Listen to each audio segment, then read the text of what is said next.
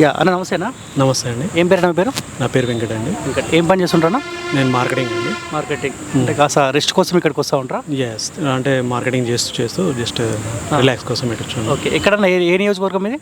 మాది యాక్చువల్లీ వద్దన్నపేట కిందకి వస్తుంది అది. మేము ఉండేది అక్కడేనా? ఓకే, ఎట్లుందన్నా రేవంత్ రెడ్డి అధికారులకు వచ్చినట్టు 30 రోజులు అవుతుంది కదా, పరిపాలన ఎట్లుంది?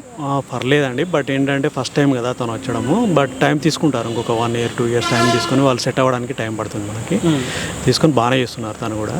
ఓకే, పబ్లిక్ ఏమనుకుంటున్నా అంటే ప్రశాంతంగా ఉన్నదా టీఆర్ఎస్ పార్టీ పోయిన తర్వాత, లేదంటే అరే కేసీఆరే ఉంటే అయిపోతుందన్న ఆలోచనకి ఏమైనా వచ్చారా? లేదండి, పర్లేదు. ఇప్పుడైతే రేవంత్ రెడ్డి బాగానే చేస్తున్నారు, పర్లేదు. ఇప్పుడైతే బాగానే ఉంది. ఇప్పుడు మీకు ఎవరే ఎమ్మెల్యే? ఎవరు ఎమ్మెల్యే? ఆయన పేరు ఏం పేరు ఉన్నది? నాగరాజా. నాగరాజా ఉంటాడు, అందుబాటులో ఉంటాడు ఆయన? ఉంటాడండి. ఉంటాడా? అక్కడ ఆరు రమేష్ కాదని ఈయనకు అవకాశం ఇచ్చారు. ఇప్పుడు ఆరు రమేష్ బీజేపీ ఇచ్చారు. అవును. ఓకే, ఇప్పుడు ఎంపీ ఎలక్షన్స్ రాబోతా ఉన్నాయి కదా, ముగ్గురు అభ్యర్థులు ఉన్నారు ఇక్కడ నుంచి. బీజేపీ నుంచి ఆరు రమేష్, కాంగ్రెస్ పార్టీ నుంచి కడియం కావ్య, బీఆర్ఎస్ పార్టీ నుంచి సుధీర్ కుమార్ అంట. ముగ్గురు అభ్యర్థులు ఉన్నారు. సో ముగ్గురు వాళ్ళ ప్రచారాలు వాళ్ళు చేసుకుంటా ఉన్నారు. ఇప్పుడు ఎవరు గెలిస్తే బాగుంటుంది మీరు అనుకుంటున్నారు? నేనైతే సెంట్రల్ కాబట్టి ఇది బీజేపీకి వెళ్తేనే బెటర్ అని అనుకుంటున్నాను. నేను బీజేపీ పరంగానే బెటర్ అని అనుకుంటున్నాను. రీజన్ ఏందన్నా? రీజన్ అంటే సెంట్రల్ లెవెల్లో కొంచెం సెక్యూరిటీ పర్పస్ కావాలంటే బీజేపీ వస్తేనే బెటర్ అని నేను అనుకుంటున్నాను, నా ఒపీనియన్ అది. ఇప్పుడు ఈ ముగ్గురు అభ్యర్థుల గురించి మీకు ఏమైనా తెలుసా అన్న?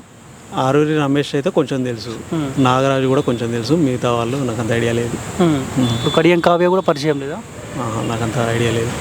ఈయన టీఆర్ఎస్ పార్టీ అయిన ఎవరైనా సుధీర్ కుమార్, నేను ఇప్పుడే వింటాను ఆయన పేరు కూడా. సుధీర్ కుమార్ నాకు కూడా అంత ఐడియా లేదు. తెలియదు.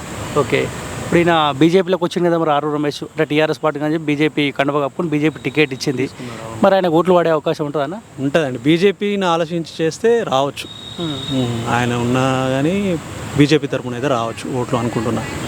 అది మనం ఇక్కడ కేసీఆర్కి 2 సార్లు అవకాశం ఇస్తే మార్పు కోరుకున్నాం కదా, మరి మోదీకి 2 సార్లు అవకాశం ఇచ్చాం కదా, మార్పు ఎందుకు కోరుకోవట్లేదు?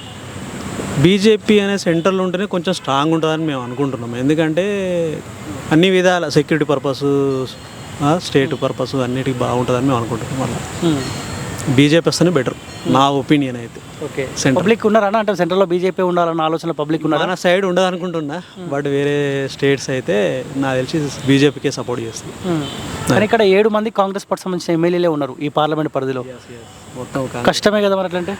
కష్టమే. ఇటు మన సైడు బీజేపీ కొంచెం కష్టమే, బట్ వేరే సైడ్ వస్తుంది అని అనుకుంటున్నాను. ఓకే, సో మీరు మోదీ కోసం బీజేపీకి అంటారు ఇక? ఎస్, నేనైతే మోడీ కోసం అయితే బీజేపీ. Thank you.